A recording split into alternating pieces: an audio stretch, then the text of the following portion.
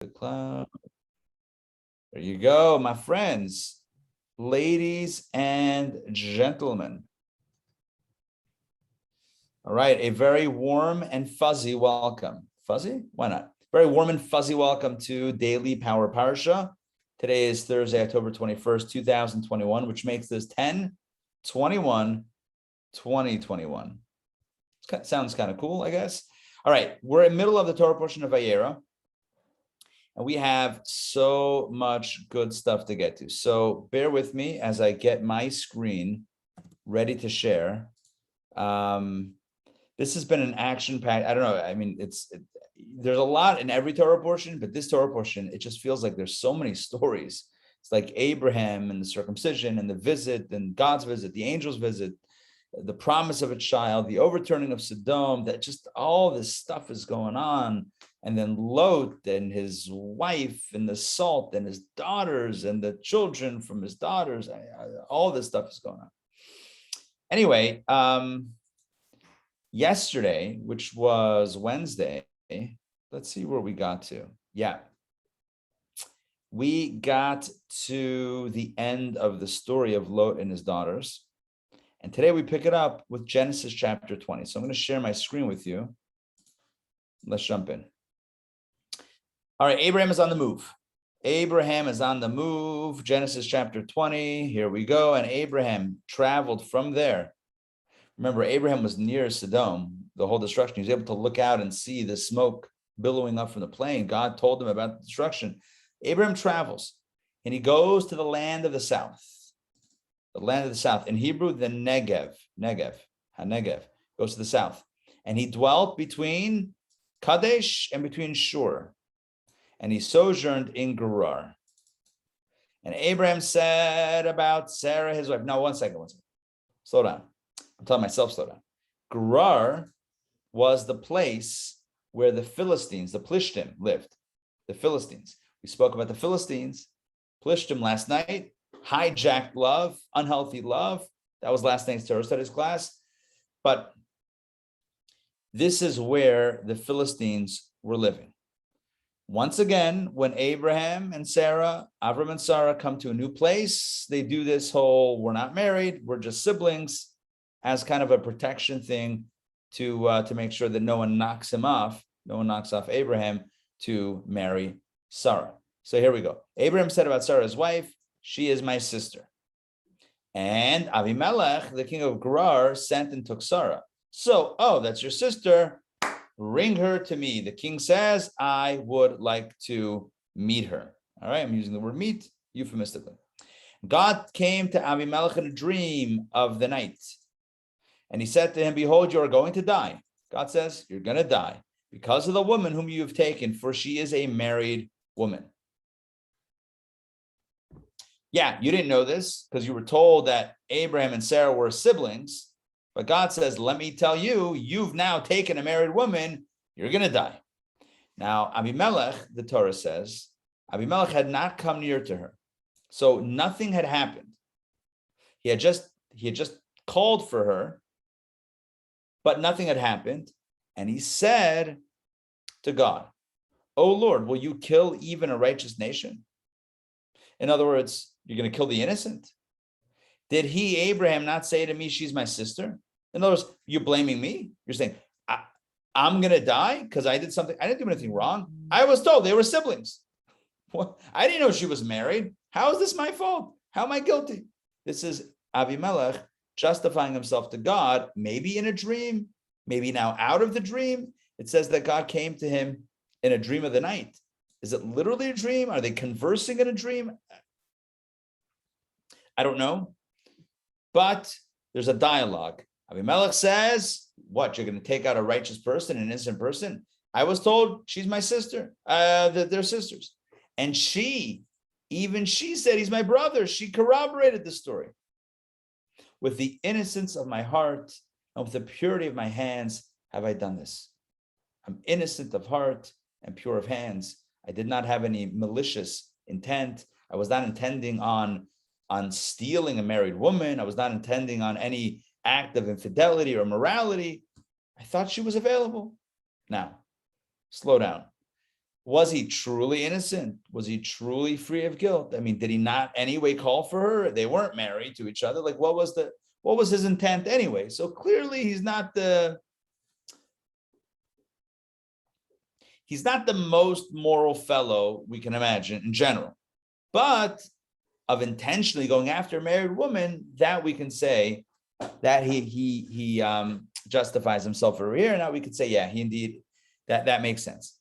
And God said to him in a dream, I too know that you did this with the innocence of your heart. God says, I know, I get it. You were innocent of heart, and I too have withheld you from sinning to me. In other words, I have helped you not be with her. So don't think that you didn't want to. You did want to, but I've orchestrated things that it hasn't happened yet.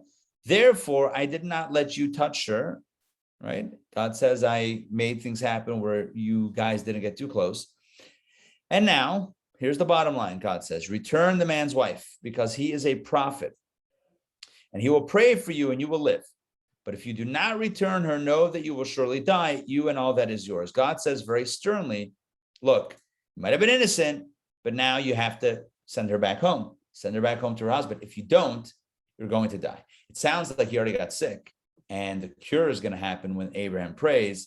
He's only going to pray if you send his wife back. If not, no vaccine for you, no cure for you. Okay, that's kind of the dialogue here.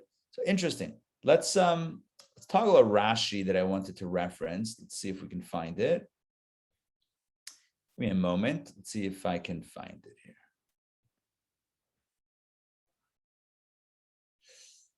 Ba, ba, bum, bum, bum. Yeah. Here we go. Rashi, it is true that you did not intend at first to sin, but you cannot claim purity of hands because I did not let you. It was not due to you that you did not touch her, but I prevented you from sinning, for I did not give you strength. And God did not let him, but her father did not allow him to come. The idea is not allow. Rashi is explaining the language. I did not allow, did not let you. Hashem, God tells Abimelech, hey, don't pretend like you're totally innocent. You did call her to the palace and you were planning on something with her.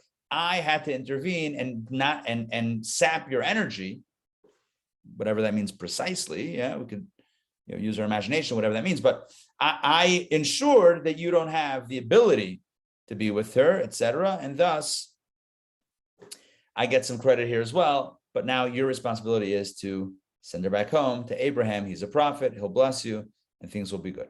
So let's continue with the narrative. Here we go. Okay, so that was God's communication with Abimelech. All right, now up to verse 8. And Abimelech arose early in the morning, and he summoned all his servants, and he spoke all these words in their ears. He told them what happened last night, with the dream and the communication. And the men were very frightened. Everybody was panicking, like, oh my gosh, what do we do? What do we have in our hands? This woman, she's in the palace. We got to get rid of her. We got to send her back home. So Abimelech summoned Abraham and said to him, what have you done to us? And what have I sinned against you? That you have brought upon me and upon my kingdom a great sin. In other words, why are you're messing us up? Abraham, you're setting us up to do something really terrible. Why have you done this to us? What do we do wrong to you that you're getting us back with this whole story? Right? Why you're leading us into potential sin over here. Deeds that are not done, you have done to me. In other words, no one does this. Who does this? Who says about their wife that they're a sister and then somebody doesn't know and they might, deeds that are not done, you've done to me. Abimelech is unhappy. To God, he says, hey, I'm the victim. Basically, Abimelech is saying, I'm the victim. Sarah's the victim. Abraham's the victim. I'm the victim. I'm the one who's, so he flips it that way. Let me add in my own editorializations right now. Like I try to stick to the script, but I'll tell you a little bit my thoughts. I understand him. He feels like, they weren't upfront with him. It's not his fault. He didn't know. How was he supposed to know? At the same time, like I said before, look, he still went after a woman, even if she's single, even if she's not married, he still called her to the palace, just, hey, be with me. So is he, the most moral dude in the world? I don't know. Depends how you define morality, right? Obviously, but anyway, but he's clearly, saying to God, I'm innocent in this. To Abraham, you're harming me. I'm not harming you. You're harming me. You set me up. Okay. And Abimelech said to Avram, what did you see that you did this thing? Like, why did you do this?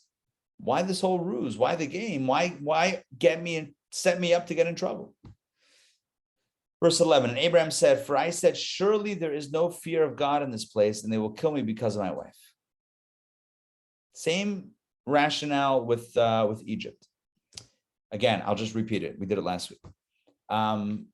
If we say we're married and the king wants Sarah, so what's going to happen is they're going to kill me and then take her. If I say sister, they'll take her, but at least I can advocate. At least I'm still around. So either way they take her, in one scenario, I'm dead. The other scenario, I'm alive.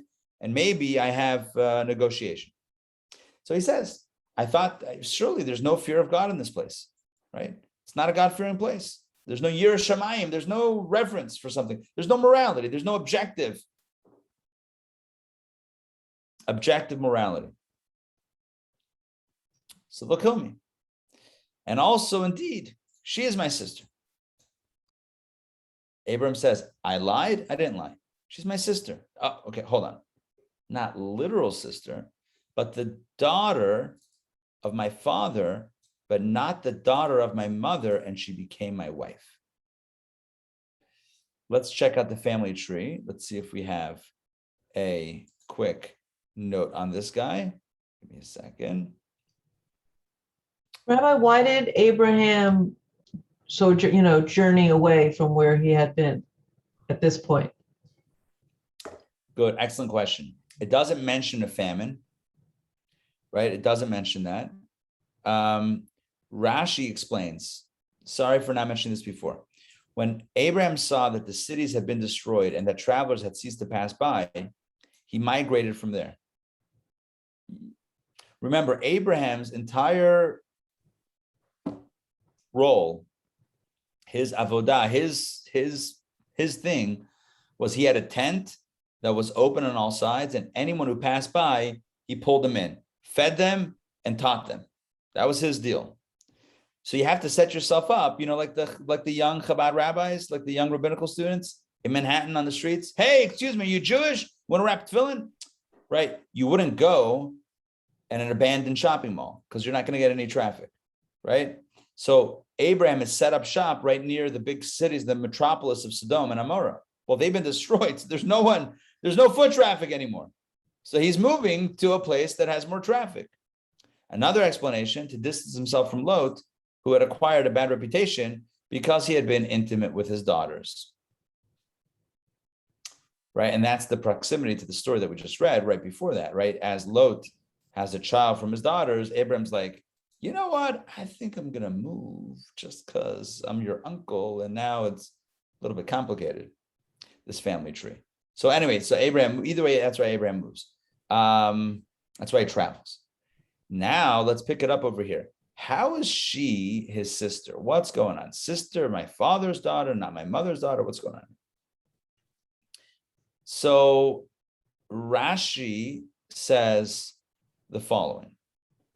The daughter of one's father is permitted for a Noahide for marriage. For a Gentile has no father. What does it mean Gentile has no father? The lineage is not traced from his father. And in order to justify his words, he answered him this way. Now, if you ask, was she not the daughter of his brother? The answer is that grandchildren are considered like children. So listen, there's a lot of back and forth, but honestly, this is the main point. Was she not the daughter of his brother? She was the daughter of his brother. She was not the daughter of his father. She was the daughter of his brother. So why did he say she's the daughter of his father? Because grandchildren are like children. Therefore, she was considered as Terach's daughter. She was not Terach's daughter. So let me cut through the complication. She was Abraham's niece. She was Abraham's niece, not the brother of Lot, from another brother. There were three brothers. Are you with me? Abraham and two brothers. One of the other brother's son was Lot. The other brother's daughter was Sarah, and that's who he married. He married his niece. That's it. That's it. But marrying a niece, that's not something that's done. That's not something permitted nowadays. Not nowadays. Nowadays also, but not in Jewish law. But again, this is before Sinai, and different rules, different rules that governed them at that point in time. Okay, so that's the deal with that. So Abraham says to Abimelech, number one, why did I do this? Right? Abimelech says, why did you do this to me? He says, number one, because I thought you were going to kill me. Yeah, I don't trust your morality. I don't trust your moral compass. I don't. I believe that if I would have said from the beginning that she's my wife, that you would have killed me. Now, we can't rewind time and try another scenario, but I believe that that's what would have happened. You're telling me that wouldn't have happened? I don't know.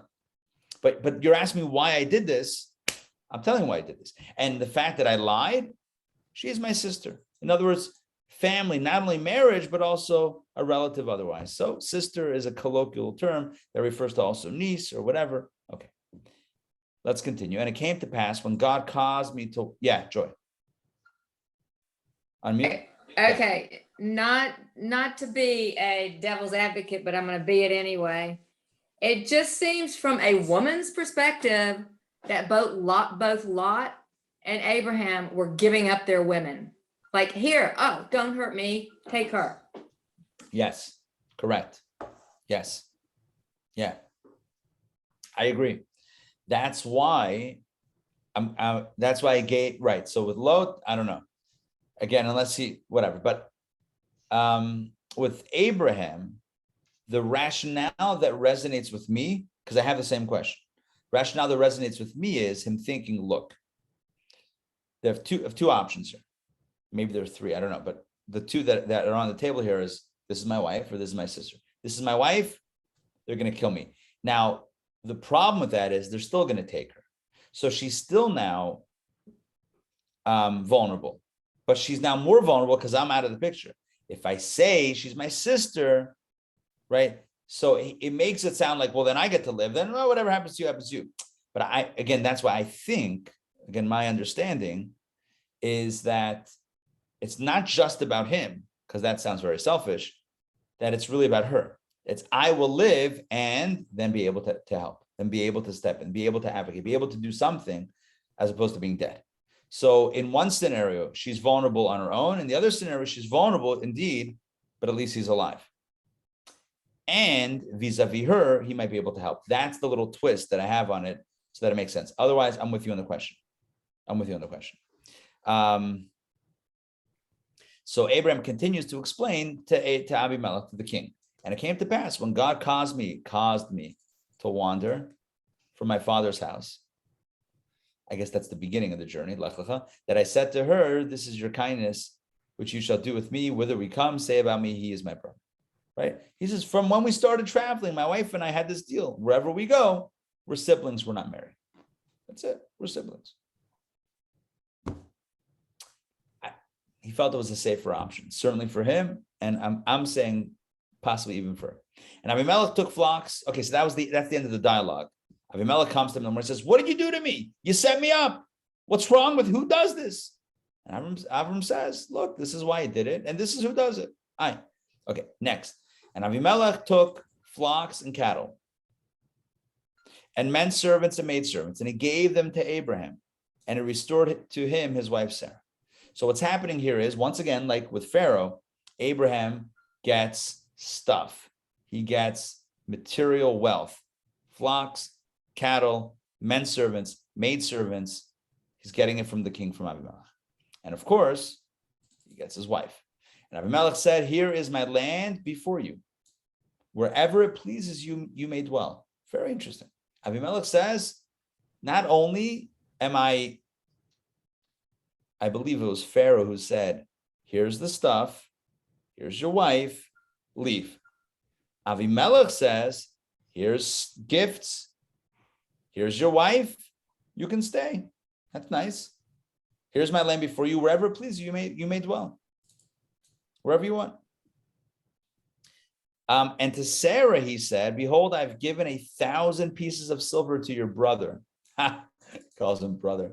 It's hilarious. You can imagine now it's tongue in cheek. It's like, I gave it to your brother, right? Behold, it is to you a covering of the eyes for all who are with you, and with all you shall contend. He's basically giving her a nice blessing. Let's see how Rashi unpacks this blessing. Abimelech said in her honor, in order to appease her, behold, I bestowed upon you this honor. I've given money to your brother, about whom you say, my brother. Behold, this money and this honor are to you a covering of the eyes. What does that mean? They will cover their eyes so that they will not denigrate you. For had I returned you empty-handed, they could say, after you violated you, we returned her. Now that I've spent much money and to appease you, they will know that against my will I returned you and through a miracle. If she goes home empty-handed, everyone's going to rumor, they're going to shushki, oh, you know what happened? Avimelech was with her and sent her home, and that's it. But now that she's honored, so it must be that something happened, a miracle intervened, and so basically he said, I'm doing this so that no one rumors about you. Are you with me on this? In other words, we have the story in the Torah that nothing happened between them. But to anyone else, king takes Sarah, the next morning she goes back to her husband. What happened? Yeah, I mean, 9 out of 10 times, 99 out of 100 times, 999 out of 1,000 times. We could keep on going, but I'm sure you get the point. It's like, what are the odds that something didn't happen? And the fact that she would come back and say, oh yeah, nothing happened, and Abraham said nothing happened, the king said nothing happened. Nah, it's a little sus, as the kids say, sus, suspicious, right?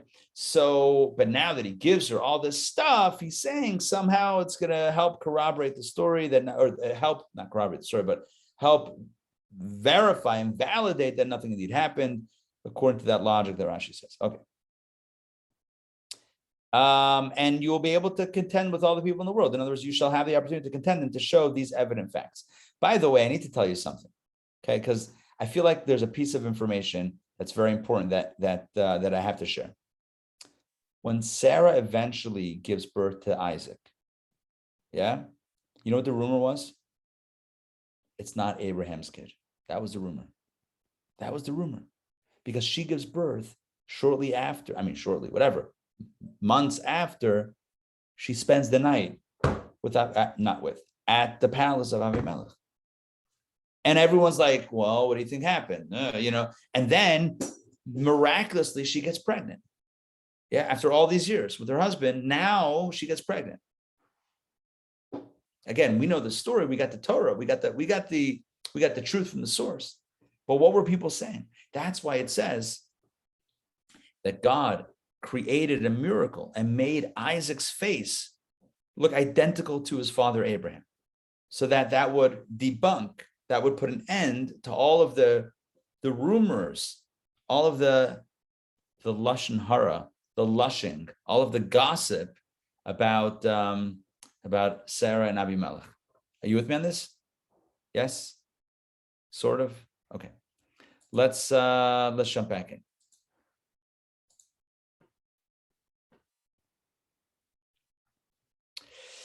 All right, and Abraham prayed to God, and God healed Abimelech and his wife and his handsmaid, and they gave birth. What happened was Abimelech and his household and they were all afflicted with this plague. They all got sick. Their orifices closed, like everything was closed. And then when Abraham prayed to God after Sarah was returned, God healed Abimelech and his wife and the handmaids, and they all gave birth. Everything opened up. Literally, metaphorically. Okay.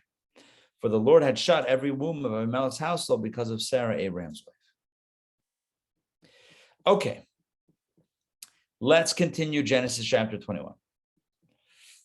V'Hashem pakar Sarah ka'asher amar. This is the reading of day 1 of Rosh Hashanah. Rosh Hashanah day 1. What do you read from the Torah? Right here. This is what you read. And the Lord remembered Sarah as he had said. And the Lord did to Sarah as he had spoken. And Sarah conceived and bore a son to Abraham in his old age, at the time of which God had spoken to him on Passover 1 year later, after the original communication. When was Sarah remembered by God? When did she conceive? Rosh Hashanah. That's why we read it on Rosh Hashanah.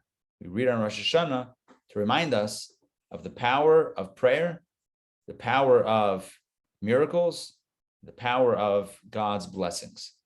Okay, even when something seems impossible, Sarah and Abraham having a kid after all these years, Rosh Hashanah, anything's possible. High holidays, really every time of year, every day, but especially that time, we pray for what we need, even if it seems impossible.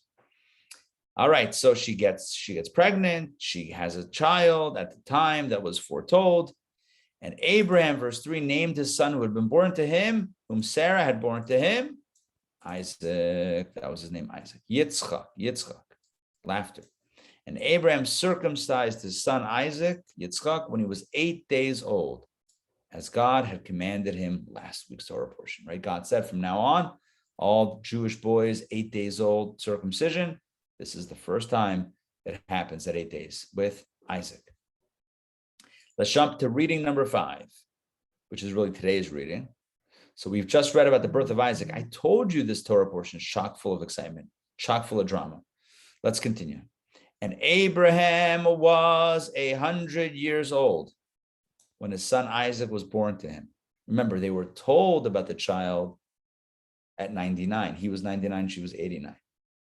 A year later, she had the child. He was 100, she was 90. Abraham was 100 years old when his son Isaac was born to him. And Sarah said, God has made joy for me. Joy is tzchok, like Yitzchak, right? Tzchok, joy, laughter. Whoever hears will rejoice over me. In other words, whoever hears the news, Sarah has a child. What? Abraham, Sarah from Sarah's tent, that's it, had a child? You're kidding me. What? It would bring joy and just astonishment and laughter to anyone who would hear that news. And she said, who would have said? Who would have said to Abraham that Sarah would nurse children? Who would have thought? For I have borne a son to his old age. But indeed, she gave birth, she nursed him, her body was returned to its youthful state, and that's it. And that's it. She had this child, and the child grew and was weaned. And Abraham made a great feast on the day that Isaac was weaned. This was the great feast. All the dignitaries, the Medrash says, the Talmud get into details. What happened at this feast? Everybody was there. A big party, big Suda. How old was he? 3, maybe 13, depending on the tradition. Anyway, this great party happens. At the party, Og tells Abraham, sorry, some sort of bug here. Og tells Abraham, remember Og the giant? Og, our unfriendly giant? He says, Isaac, this kid, you're so waiting for this kid. I could crush this little kid with my finger. He's a giant, after all, right? I could crush him with a finger. And Abraham tells him, you think he should be afraid of you? You should be afraid of him. His descendants will ultimately triumph over you. And indeed, it was Moses who ultimately slew Og, the giant, in the great war that happened at the end of the 40 years of traveling, which we read about in the book of Numbers, when the Jews were on the final march to the Holy Land. Og came out to fight. They were victorious. The Jewish people destroyed Og and his army, and Moses himself slew Og. All right, let's continue. This is, but there was a dialogue that happens and was recorded at this party right here, verse 8. Let's continue with number 9. And Sarah saw the son of Hagar the Egyptian, whom she had borne to Abraham, making merry.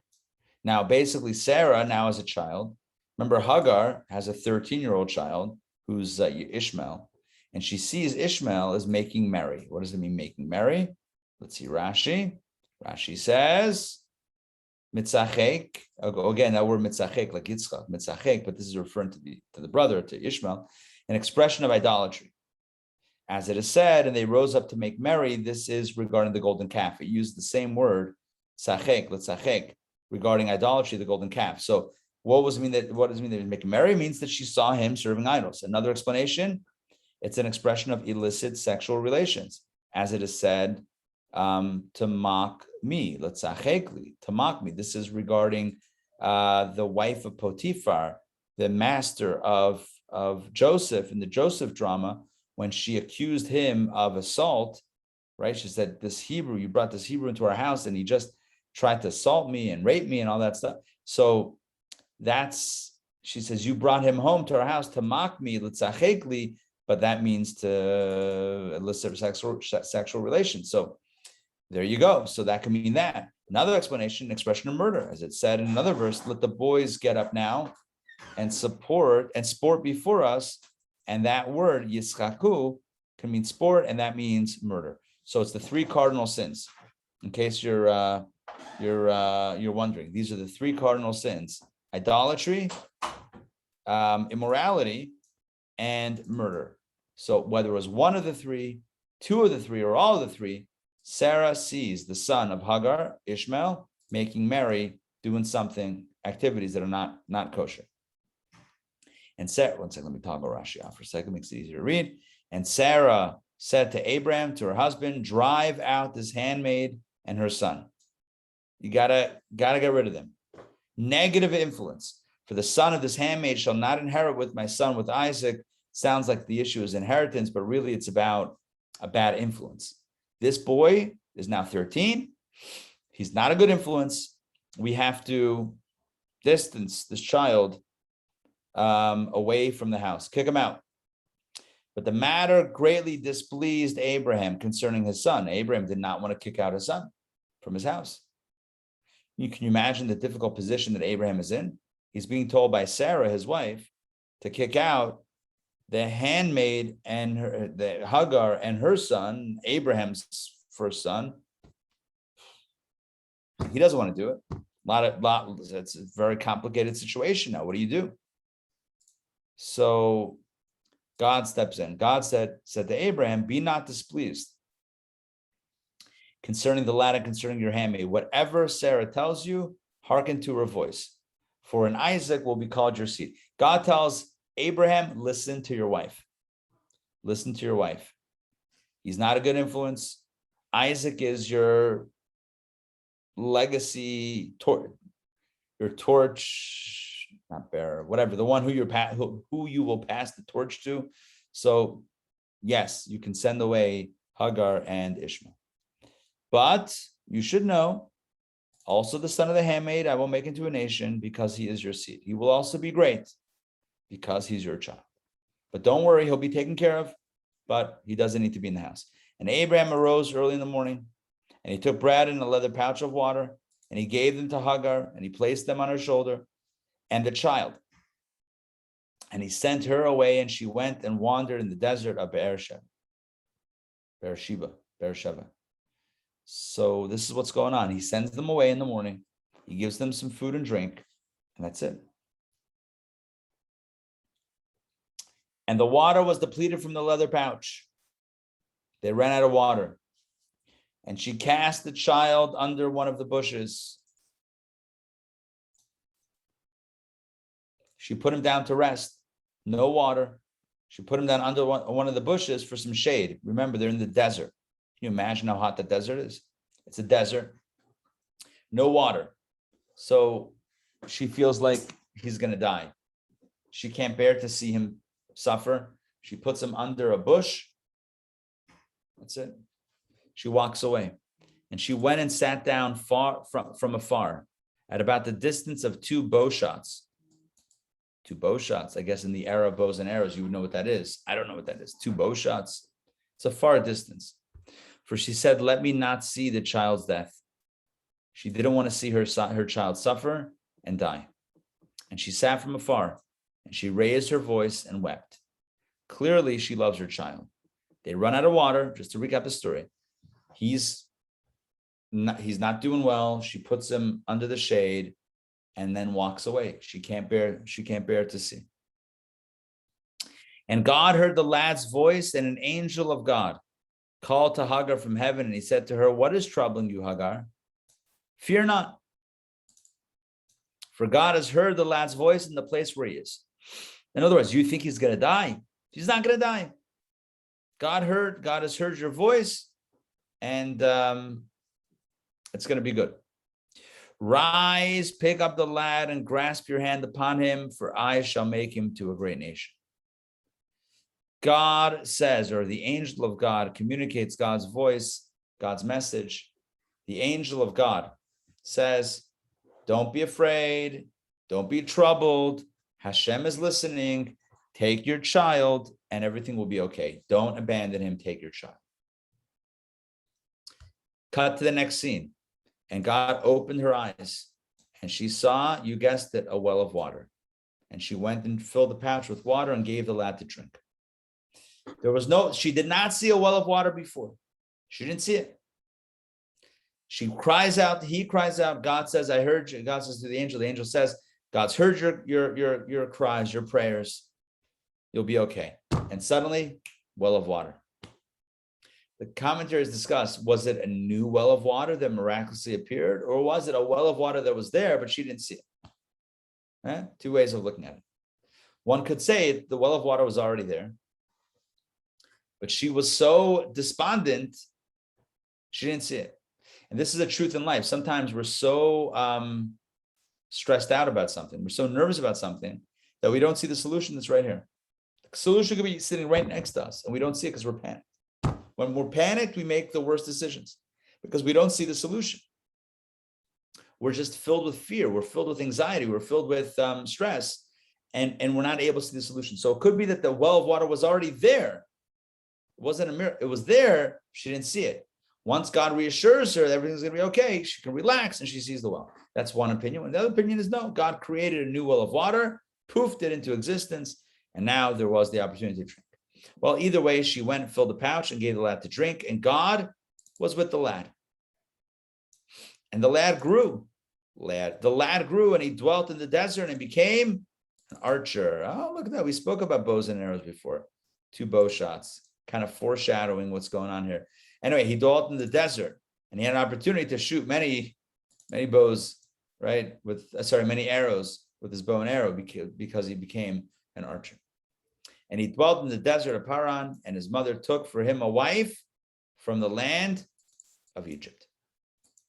Remember, she was the daughter of Pharaoh. She was so enamored with Abram and Sarah, she said, I'm leaving the palace, I'm leaving my dad, I'm leaving Pharaoh, the comforts, and just going with them, Abram and Sarah. Well, this is what happens. But now that she has a son, the son's getting old, not getting older, but the son's a young man already, a bar mitzvah boy, so to speak, age.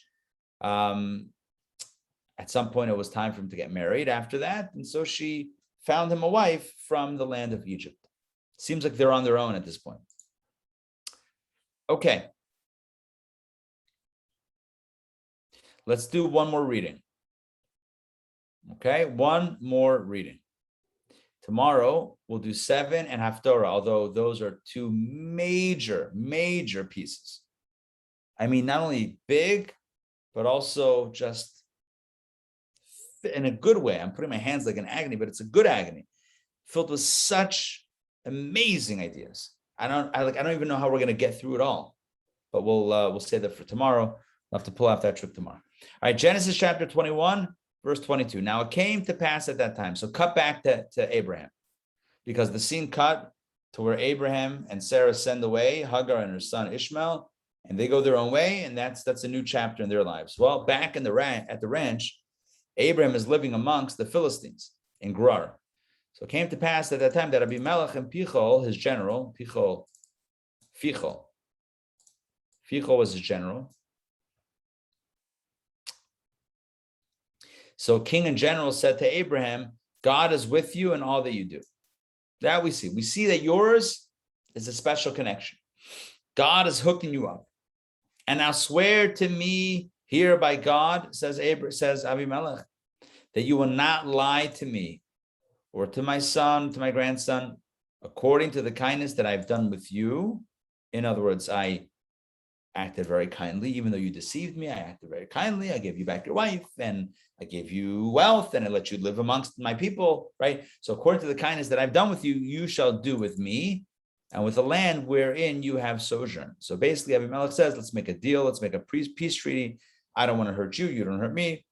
And Abraham said, deal, I will swear. Oath. And Abraham contended with Abimelech. Well, after that little peace treaty, the story unfolds that there is some contention.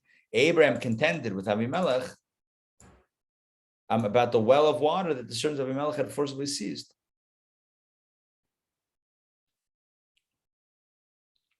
So Abraham had dug a well of water, and Abimelech's servants stole, they seized the well of water. So Abraham says, hello. If we have a peace treaty, then let's sort out this well. And Abimelech said, I do not know who did this thing. The classic, I didn't know about it. Neither did you tell me, nor did I hear of it until today. So I don't know who did it. I didn't hear about it from you, and I didn't hear about it from anybody until today. I had no idea that somebody stole a well. And Abraham took flocks and cattle and gave them to Abimelech, and they both formed the covenant. And then Abraham placed 7 ewe lambs by themselves. And Abimelech said to Abram, what are these 7 ewe lambs which you have placed by themselves? We spoke about this last night in the Torah studies class. And he said, Abraham said, for these 7 ewe lambs you shall take from my hand in order that it be for me as a witness, in order that it be to me for a witness that I dug this well.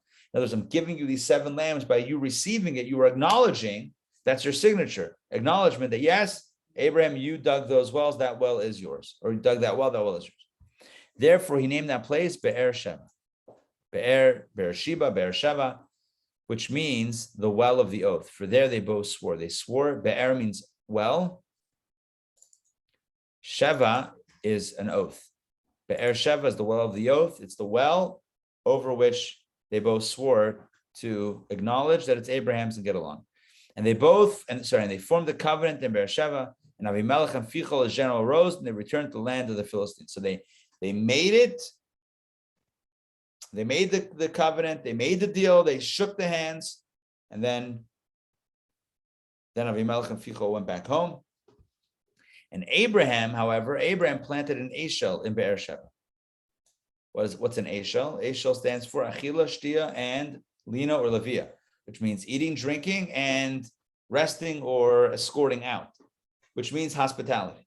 So Abraham planted the Abram and Sarah B&B. I was about to say Airbnb, but Abe B&B. Eshel is a place to stay, a place to eat, a place to drink. That's what Abraham and Sarah built. They built this space to host people and to inspire people while they were eating. And he called there in the name of the Lord, the God of the world. This is the service of Avram, calling there in the world the name of the Lord, the God of the world. Abraham shares monotheism with everybody. And Abraham dwelt in the land of the Philistines for many days. That really means many years, as Rashi says, but it says days for whatever reason. Bottom line is, Abraham lives in Philistine area.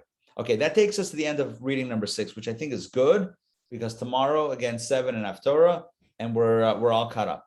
So a few themes from today. Number 1, the difference between relative morality and absolute morality, right? So relative morality means, well, if I like it, it's good, it's right. If I like it, it's right. Objective morality is it's either right or it's not right. Not because I like it or not, it's just either yes or no, objective. So Abraham is concerned that Abimelech is operating by subjective morality. If I like it, it's kosher, right? That's how I define kosher, but what I like, which is a very dangerous space to be in. So that's why Avram says, she's my sister. I don't trust your moral compass. I don't trust your morality. If I knew that you were a God-fearing person, had a reference to an absolute morality, we have a different conversation. But I don't see that. I don't know that about you. So that's the conversation. This is the conversation that we're having. So that's one idea, one message from the reading. We also had the idea, we had the idea of the weaning party, of the birth of Isaac and the party. And I mentioned Og saying, I can crush this kid. And that's been the story since. It's been the story since. How people try to demonize, also demonize, but put down the Jew and say, Jew, we can crush you. We can beat you into submission. We can knock you out of, we can take you out of this world. Somehow the little Jew faces up against the big giant of the world, the big Ogs of the world, stands up and pushes back and says, nope, we're here and we're not going anywhere. This is a message, almost basically a message of Jewish pride, right? Being able to stand up to the Ogs and not being intimidated. It's not easy to not be intimidated. It takes a lot of effort to remain strong and steadfast. But that's the message from that story. Don't be nispal, as they say in Hebrew Yiddish. Don't be overwhelmed when somebody says you can't.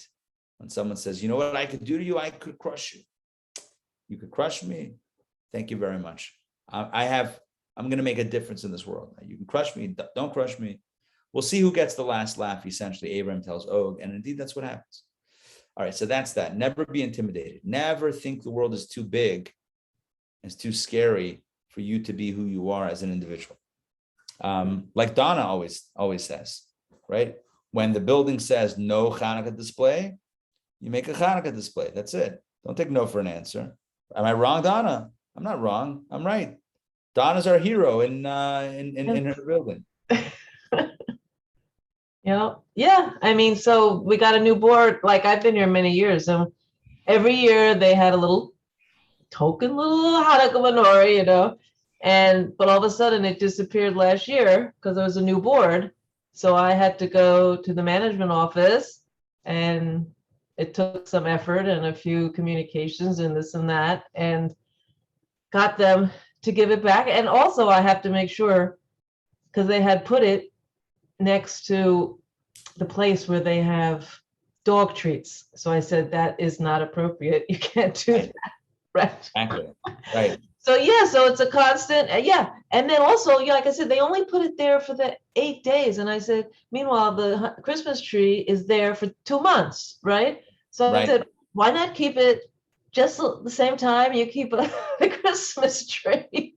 But that's the story. The story is trying to push down. Like Og says, I can squash him with my finger, a little finger. I can squish him and just put him down, right? It could mean destroy, God forbid, but it could also mean like demean and belittle. And like, you're not as important. You're not and it's the Jews' responsibility to stand up and say, to defend ourselves, stand up and say, we're proud of who we are and we're not afraid to ship. I know, that's the thing. So I get them to do it, but still, like you're saying, it's, then they put it next to where it shouldn't be. Then they just put it for, it's constant, that like they're doing us a favor, but. You're doing the Jewish battles every generation, it happens, and you're on the front. You're on the front of this one. I want to tell you this: if they made a movie about this, it would be called "The Woman Who Saved Hanukkah." I'm just saying. There you go. There you go. That's not in one corner of the world, you're saving the spirit of Hanukkah, and that's a beautiful thing. Never discount that. Never discount that. So that's the story of Og. Og says, you were waiting all these years for this little kid, this little puny kid. That's going to be your legacy. Abraham and Sarah, when will we have children? And this is it. This is not going to last. This will get crushed. We're still here. Not because we're the strongest, not because we're the biggest, not because we're the most numerous, because, I don't know, a miracle. Another interesting thing. Because we're proud to be here. Yeah. You know how you mentioned at the beginning, it's not New York City here vis-a-vis the options for kosher food and things. So I'm not in the Jewish, I'm in Buckhead, but it's not the Jewish neighborhood. So like before I got involved, like with Chabad, I really never really interacted really too much with many Jews. But anyway, every year at Rosh Hashanah, I would give little packets of apple and honey to all the staff here because it made me feel good and it made them feel good. But they had never met a Jewish person. They didn't know they had met a Jewish person. They didn't know anything about it. It's like I just saw it's already posted, the Hanukkah menorahs that Chabad does all over the city. So I was also doing that little part for. See that? Reminds me of the story of Ruchi Fryer that she told Monday night about when she was praying in the stairwell. She thought no one was Right. looking or behind the stairwell. Meanwhile, the security guards, they had been watching her pray or whatever. I mean, it's probably less creepy than it sounds, but they were watching her, and marveling at someone who on her own is dedicated to her faith and doing her thing. And that's it. The main, I think this is what I want to end on, this theme, is don't be intimidated. Don't look at yourself as small and the world is big. You're as big as you want to be. And you're as strong as you want to be.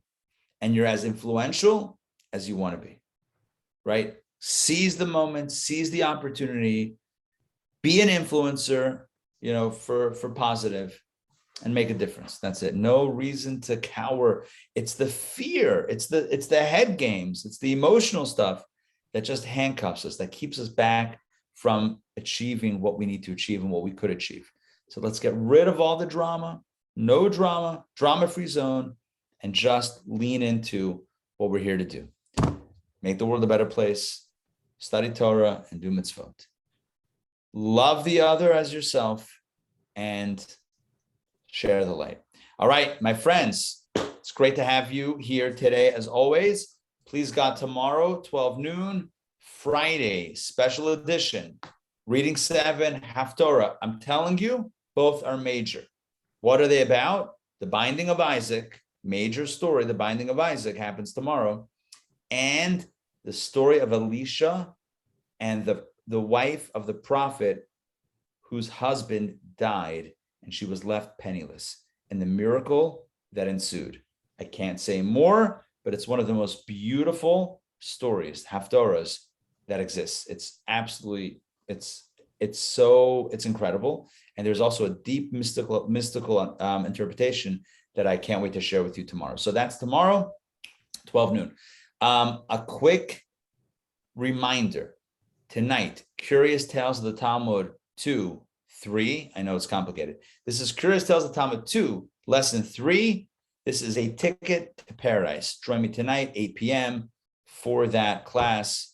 I look forward to seeing you guys then and tomorrow. Have a wonderful day. We'll see you guys. Joy, Sandrine, Donna, Sarah, Olia. Great to see you all. Thank you. Thank you, Rabbi. For doing the Pleasure, class Of course. before the bar mitzvah. Absolutely. If I'm doing the class, then I'm not stressing about stuff that has to be done. See? I call that win-win. Kidding. Anyway, all right. I'll see you guys soon. Take care. Bye.